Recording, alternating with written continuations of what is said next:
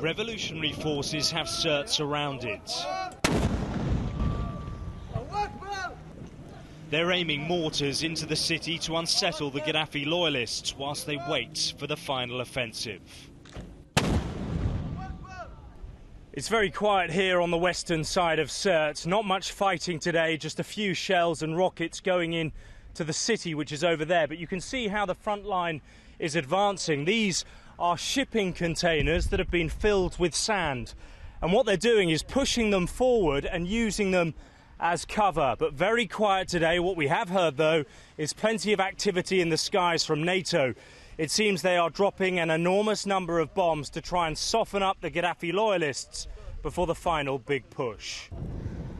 At the moment, it is a battle of attrition.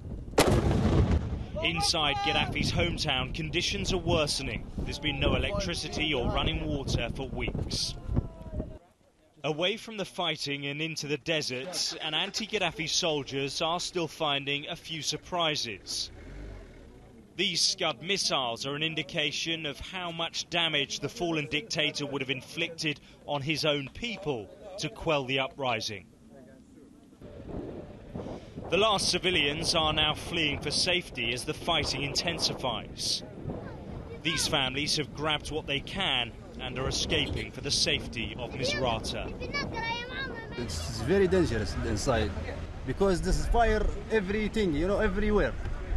Where you go, you can't save yourself. The immediate problem for the revolution, though, is winning the battle for the final Gaddafi strongholds.